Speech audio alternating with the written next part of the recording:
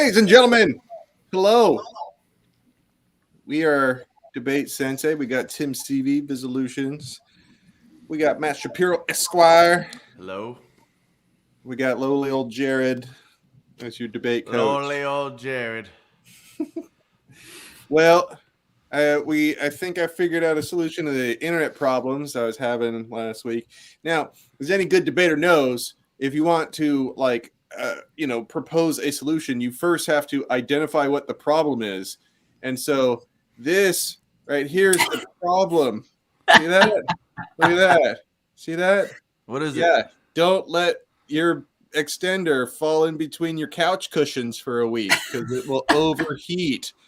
Look at that. Holy moly. I feel like that's not how that's supposed to look. No, it's supposed to be a nice little crisp little square, not all wavy and stuff. It's like a sandwich that got smashed in the bottom of your backpack. Yeah, I know. It worked like about Jared's as life. well. I'm just kidding.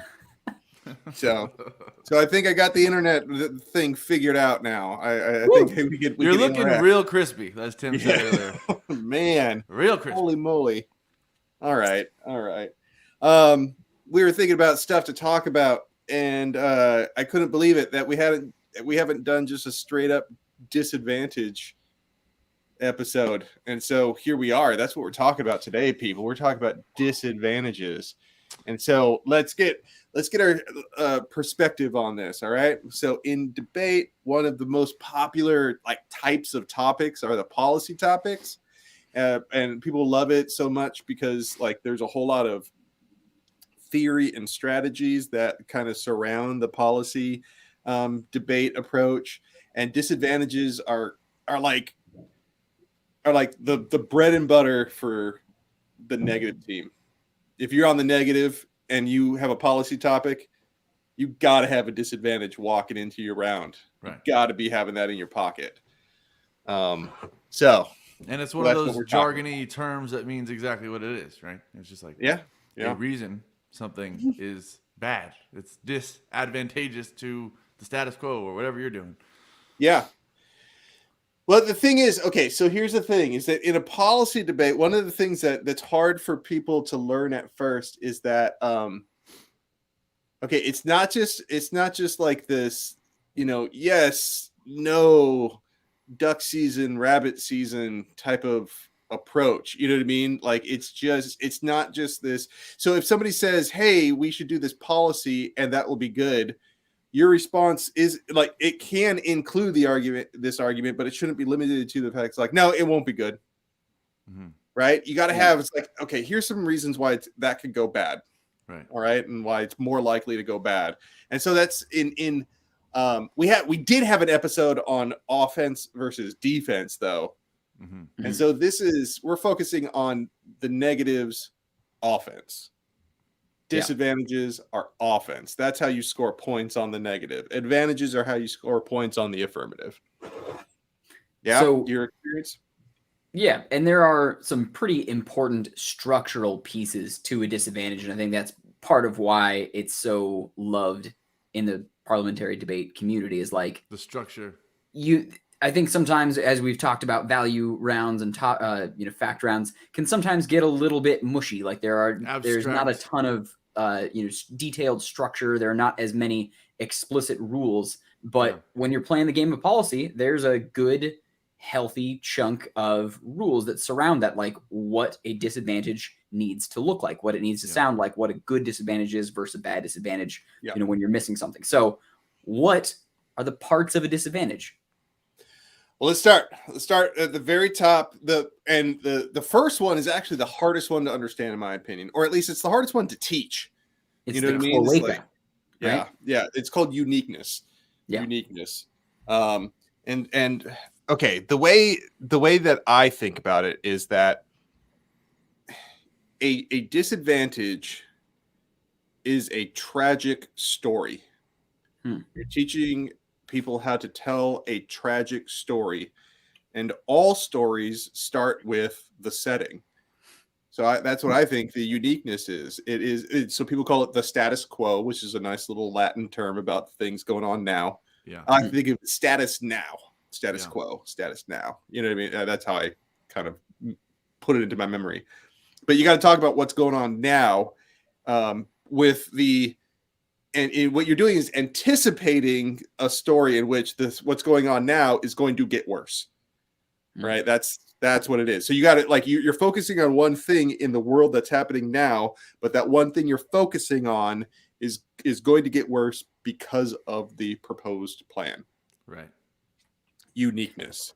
Right, and that's where sometimes it gets messy, though. I think, or where sometimes a newer debater may miss the mark on uniqueness is if they just think, well, I just have to explain the background to the problem. Uniqueness also has to be set into, or has to set up the link. So I know that's getting ahead of ourselves what comes next, but the plan is going to interact with the world in some kind of way. Right. And so uniqueness needs to set up that, hey, if it weren't for the plan, things would either not be that bad, or maybe they would be better, or like the plan is going to uniquely cause these bad things to happen. Right. So getting into the links, like this is what the plan does to create, this bad unique end world problem. Yeah. I think, Tim, I'll be very quick, but just kind of harkening off what you just said, you need to explain why this won't happen anyway. Correct. Exactly. That's what I meant to get to. The affirmative's plan, you're on the neg now, right? So the affirmative said, we're going to do A, and your first argument is, the world is not that bad, but after what they do, and because of what they do, right, something might happen, right? So the problem is unique to their plan, not just something that's going to happen no matter what, like the sun exploding or something like that. Right. So, let's think about, like, by example. I think one of the more recent debates that my students wanted to cover was like the raising the minimum wage, and that's such a great sort of example for teaching the structure of a disadvantage, but also in the future, like how to answer disadvantages. It's really good because the arguments for not raising the minimum wage or the disadvantages to raising the minimum wage are kind of generic, which is like, it's the opposite of uniqueness, right? And so that's the whole, that's another way I think about it, uniqueness is the opposite of generic, right? You know what I mean? It's like, it is unique. And so there is a way to build some good uniqueness on raising the minimum wage. Like, for instance, you say right now, business owners are working on these margins. This is how much money they have to work with right now.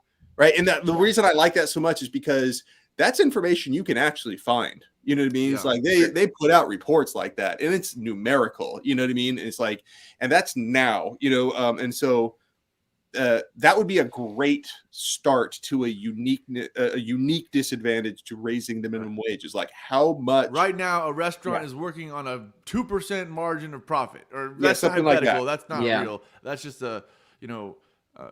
trying to set up a uniqueness, I think, is what sure. But so an example on the other side that I think is sometimes missed, so getting to the opposite, is where they say, like, we're now getting into the cold season, so basically every non-coastal place, restaurants are not going to be able to seat people outside, and so getting into the cold season, it's just going to get worse. Like, well, the plan doesn't affect the seasons. The seasons are going to happen anyways, so that's non-unique, regardless of whether we do the plan or not.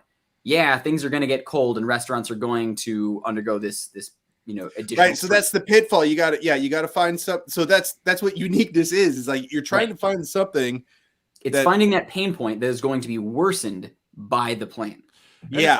I mean, you're always on the app going to try to say, everything in the world will cause this, or this won't happen. Right.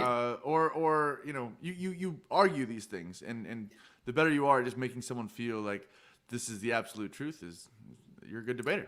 So, Jared, you could probably draw a lot of parallel between uniqueness on the negative side and inherency on the affirmative side. So we've talked a lot about that, stock issue. Yeah, like so I've seen something, like within the last 10 years, I see more and more affirmatives just adopting the language from disadvantages, and they just call it uniqueness. They just forego. They're just like, it's the same thing. And I get that. I get that structurally it's the same thing, but I think inherency, at the very least, it has more of a sort of an academic history, and it seems strange to me that we're just going to like pretend that doesn't exist now. And I've seen a lot less on uniqueness when it comes to debate theory, like in academic writings, like textbooks at the very least, that it's in some sort of textbooks. I see inherency way more in textbooks than I see uniqueness. And the thing about uniqueness is that it actually is borrowed from mathematics. And don't ask me to explain what it means in math, but it's like it comes into play when you're talking about like sets of numbers, and that there's some sort of uniqueness quality when you're talking about certain sets of numbers. And beyond that, I can't explain it. You know what I mean? But I just remember searching it up and looking for uniqueness, and coming across this sort of interfield, interdisciplinary discovery on. I'm like, holy moly, what the heck is this about? I thought honestly uniqueness was a term invented in the debate community. Like, oh, that is unique. Does it have the property of uniqueness? I honestly thought it might as well be invented, because I don't think there is much like carryover from the mathematics. I want to meet that one math nerd, the kid that somehow was able to swing a math major and also debated and was like, no. We're talking about something from, linear algebra right now, and this is what it is. And the judge was like, well, what? Let's talk about a word. Let's talk about a word. So it's wild. It's wild when you actually get paid to teach debate theory and look it up and stuff like that. The weird stuff that you find, you know what I mean? And so, yeah, that's one of the things about I'm like, okay, I understand why you're saying uniqueness when normally, or at least historically, most people said inherency. But what do we get out of that? Like, why is that a better term? Just because now you don't need to remember as many words? Like, what's the benefit to this? You know what I mean? Why? What's the uniqueness? I guess you might say. Anyways. So yeah, that was long story on uniqueness, but honestly, that's like I said, it's the hardest thing for people to understand. And as you can tell, it is hard to explain. The other ones are a lot easier to explain, I think. Like link. So I have to confess, I will still regularly screw up the difference between a link and an internal link. And I date myself in saying that my days, internal links were less frequently used, and it was more frequently link brink impact rather than link internal link impact. What's the difference between an internal link and a brink? Okay, so I would say I'd say the internet here, so I have to confess, I don't know. We should talk about links first. So I'd say that a brink is a type of internal link. Okay. Right? Yeah. So if most disadvantages that I see are linear, meaning that all you're doing is saying that it will get progressively worse the more we do this. Whereas a brink is, there's a point at which we can't turn back. You know what I mean? It's some slippery slope that cannot be come back from, or the point of no return, something like that. Yeah, it's like the event horizon of your disadvantage. I think about with a black hole. What was that movie, The Day After Tomorrow? That global warming movie? No, 2020. 2020. Was that when it was set? That was actually. Oh, you mean just the year 2020 was? Yeah. No, we all actually lived in that movie. I remember that one. It was weird. So most climate change debates are linear, right? Like the more that we release CO2, the hotter it gets. That's bad. Boom. That's it, right? Now, a global warming disadvantage with a brink story looks like The Day After Tomorrow, where it says that at a certain point, the saline content in our oceans gets to a level in which the transatlantic current now kind of shuts off, and that will cause a cataclysmic weather event, climate event, not a gradual sort of thing. And so the movie was actually sort of dramatized. And let's just tie this back down to what we're talking about, because we just skipped over link altogether. So if we're running, the affirmative says, let's open an oil power plant in Wyoming or something, and you get up and you say uniqueness. Right now, the Earth is not so bad, but that will, their plan increases CO2. The link is the second point, which we kind of skipped over already. But the link is something. Yeah. No, but I'd say, I'd say that the link is that there's no way to open an oil plant without releasing CO2. Okay. Dude. Right. Or I would even just say, maybe I'm wrong here. I mean, the releasing of CO2 will increase the temperature.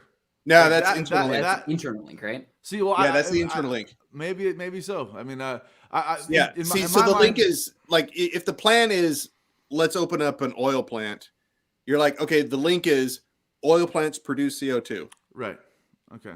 So it's always told that like your shorthand for it is link. The first word should be plan does fill in the blank. Yeah. Like that is the first link is the plan does this thing. And then if you need additional, you give more internal links of like what that causes. So plan does this thing. That means you increase CO2 production. CO2 production increases temperature of the earth. Temperature of the earth increases to reduce, polar ice cap melting, whatever. So all of those are internal links on a chain down. Yeah. That's your linked story. But then you get to, and then you got to pick a certain point in which you're like, okay, that is just that this is unacceptable. That becomes your link story, right? Your impact story.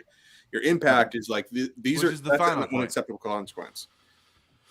So remember, the link is like, you want to say what the plan sort of immediately does. All right. So like, as soon as you start producing oil, you release CO2. That's immediate. All right. And so now you're like, okay, now let's follow this chain of events. Once you release CO2, that creates a stronger greenhouse effect. The stronger greenhouse effect increases. You see that and that goes down that line. And every point that you touch upon, you have an opportunity to introduce evidence. Right. And so that's why you do that. You don't want to do it too much because then it's like this big, long, slippery slope argument, Right. And following the same logic, just running through it again in a different term. If we're running the affirmative is increasing the minimum wage, right? Yeah. We just mentioned in an abstract way and hopefully crystallize it in someone's mind. Currently restaurants are running on a razor thin margin. Right. Right. That's the beginning of your uniqueness story. And then, this plan to increase the minimum wage will cut into the restaurant owner's margin of profit because they have to pay more to their employees. Yeah. Link, right? That's the link. The link is plan increases wages. Right. And then your internal link or brink, whatever you want to call it, or have them explain it again. But the restaurant cannot sustain or something. What's the it's a tipping point which will put them over the top of being able to stay in business or something. I think that's actually a good example for a brink because there is like whatever the time frame date is, that is going to flat increase operating costs beyond, it's going to be an additional 5% operating cost, which exceeds that 2% margin and therefore makes, your average restaurant now insolvent, right? Impact. Or operate into the red. So that is your brink of like, once we go past this thing, then, it's all, shot. So that is like the triggering event. Now, Jared, when you think of brinks, is it just in terms of irreversibility? So like, one of your weighing mechanisms like magnitude, time frame, proximity, reversibility? I think of true brinks in that sense. Yeah. So like I'm kind of taking it from the point of view, like if I were to answer this on the affirmative in the rebuttals, is it possible for me to say no brink? And that response is just kind of like, just because like we have a margin that we can operate. And even though I get closer to that brink, I don't trespass on it. I don't cross it. We're not going to get into the impacts that you're talking about. It's a defensive argument, but sometimes it's really, really, like you're right about it. Like, if I was going to do an infrastructure plan or something like that, I'm like, okay, we got to build more I don't know, geothermal plants. It's like, well, production of and like construction of that thing is going to release CO2. You're like, yeah, but it's not going to get us past the brink, and in the long term, it reduces CO2. So it's like you're right. We do kind of get close. We do produce more CO2, but not so much that it causes this kind of. What will get us over that brink is not doing the plan. So got it. Okay. And so that's where, just because I like the analogy, I think it actually fits really well for all these things on the minimum wage debate. If the affirmative side were checking back with like, no, we have all this evidence that every time restaurants raise their prices, people keep coming, consumer spending and like the demand for restaurants is there, that like, regardless of how much you pay the waiters, people are still going to pay for their $20 avocado toast or whatever. So like, no brink because it's a sliding scale. Like restaurants will raise prices and they can afford it. Like it's not a hard line that once passed is, irreversible. Yeah. I mean, it's exceedingly hard to find what I would call true brink stories. Right. Even when you do find them, even the oil power plant, right? Even the oil power plant where it's like, you could argue that that's going to happen anyway, and that there's other oil power plants and there's other things that are polluting, and there's other countries in the world that are doing worse. So, Texas getting an oil power plant to keep the lights on might save more lives, in the immediate future versus the,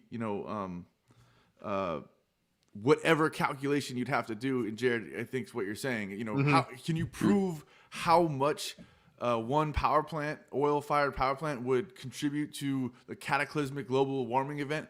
I mean, that's very hard. You're not going to be able to do tangible, concrete, well, I'm sure you could find something, but I just mean my favorite analogy, my favorite example is actually a more conversational one, which is like smoking, where if like somebody's smoking and they're like, hey, those will give you cancer, and you're like, you might be right, but not this one. So you finish up the cigarette. And in the same breath, no brink argument. Sodas, I heard the other day, extra crispy bacon gives you cancer, and eating your food out of a wrapper that's been in the sun for too long gives you cancer, and so that's what we're kind of saying here, where you could argue that that's more of a non-unique argument. The brink argument is like, but I could do this one, and we're good. Okay, so this is not the one. So if it were like, good point. Military attack on Iran or something, right? Like there's a very extreme example. So it seems like those more extreme plans are more likely to trigger a brink scenario, right? So like after a war occurs, or like, so like your extreme, like, war, death, famine. Russia's a good one. You throw a nuke, they'll throw a nuke, right? That's right. Like those kinds of things are irreversible, right? So, and I guess maybe it's like setting up, if you have a terminal impact that is just like game changer, right? Like, extinction scenario impacts, nuclear which we need to get to here, then that kind of is your brink, right? So like after after this action or after these numbers, impact, right? I'd say everything you guys are talking about are impacts. Those are the things that that we want to avoid, right? And so like when you look at it, there's something inherently bad about it that you want to avoid. Right. Whereas when you look at a brink story, it's not inherently bad that the transatlantic current would shut off. You're like, okay, what does that mean, right? Well, it's not inherently bad that it gets warmer. Right. No, but like there's an outcome to that you want to avoid. It's not the current itself that you're like, oh my God, that current is so symbolically important to us. You're saying it's kind of like that current is what prevents these other bad things oceans moving the right way. Yeah. Right. So the nuclear weapon drop is the impact. You know what I mean? That's what you're trying to avoid. Well, no, sure. And that's what I'm getting at, is like, if you have a terminal impact that is like completely irreversible, there exists a brink somewhere along the way that is so like the pressing launch button, I suppose. The brink there. Like the press isn't the actual impact. That's the thing that like you can't unpress the button, but those impacts are now imminent. Yeah, that's good. That's good. And I think the reason, like, and so it kind of exists, like, but in the background, so people don't really get into it. You know what I mean? It's like you're not going to make an argument out of the brink story on pushing the button. You do have to make an argument about the global warming getting, triggering like, something in days rather than decades, you know what I mean? And so you have to explain that. Whereas most of the other things is like, you just do a linear impact until you get to some sort of, terminal impact. Yeah. So we've talked around it, but I'm really fascinated in this because I think this is the single area where most debates are won or lost, is in what you just talked about. Impacts that become incremental leading up to a terminal impact. They call that like the impact story. Just like there's a link story of like, here's the chain of events that lead to these impacts happening. I think very frequently debaters will either jump to like a terminal impact just because they got to glip it out, or they'll just like list off a handful, like a smattering of impacts, like just a shotgun approach, and hope that something sticks, rather than actually telling the story of like, this impact leads to this impact leads to this impact. I think it's so easy just to like jump for the really meaty, irreversible terminal impact. So, right, exactly. So that impact story, like having those incremental impacts, that's really fascinating. How do you teach that? Like what do you tell your students in that scenario? Like where do you start with something like minimum wage, right? So like, okay, people lose jobs, right? So job loss, right? Like that's where people will oftentimes stop. Like, oh, and this will cause an economic downturn, and then they move on to the next disadvantage. Like, what does that mean? Like, what's an economic downturn? Why do I care? Like, it does impact things, but if you don't list out those incremental impacts into what it actually causes, like how that changes yours and mine and everyone in this physical room's day-to-day life, then like it doesn't feel like it means as much. Like, so usually, man, it's tough because I think it's actually harder to come up with an impact story that simply outweighs, rather than coming up with an impact story that turns some sort of criteria or some sort of value that they put out. So like in the minimum wage debate, they're talking about like economic well-being is basically what they're talking about. And so I think both sides are fighting over trying to tell the story about who benefits more people economically through the plan. You know what I mean? By raising minimum wage or not raising minimum wage. Right. So raising minimum wage is like, all right, and more people will be able to afford rent. You know what I mean? It's like, okay, so like how many people are we talking about that can't afford rent now and will be able to afterwards? There you go. There's your impact, right? And then when on the neg, they're saying it's like, well, when you cut into people's margins, what happens is that they just fire people, give the people that remain some overtime. And so now we have more unemployment. And you're like, okay, well, how much unemployment are we talking about? Because now the people that are unemployed are worse off economically. And whereas the people that were, got the raise are better off economically. And those aren't the same populations. And so it's harder for people to go, oh, I have more people than you. They usually just go, the overall economic well-being is worse off under this one than you. You know what I mean? Like the good stories that I tend to hear are like, when you can't get down to detailed numbers, you can at least talk about like in macro terms, like McDonald's is not going to go bankrupt because the minimum wage raises. McDonald's, as a multi-billion-dollar company, they can afford to pay everyone a little bit more. But when 54% of jobs in the US are small businesses, and like restaurants comprise like over a third of those or something like that, it's the small restaurants that cannot afford to pay their employees more. And because of this, like they can't just operate with one staff member when they have to have three in order to cover all their tables or whatever. So that's just going to cause smaller restaurants to go out of business. So your end scenario is the only survivors are the McDonald's, and all of your small businesses that employ, 50 whatever % of the economy are actually out of business. So like it's that weighing of like what's left is just McDonald's jobs. Mm-hmm.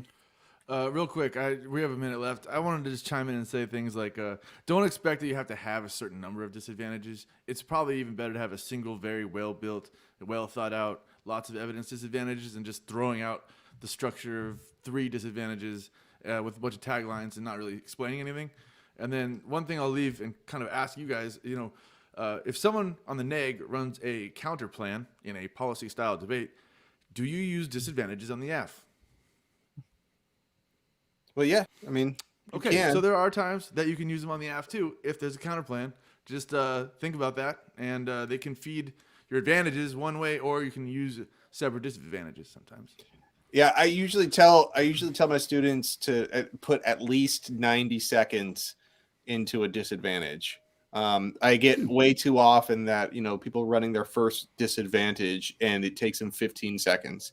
They think that just having a good title and like a sort of like an intuitive claim.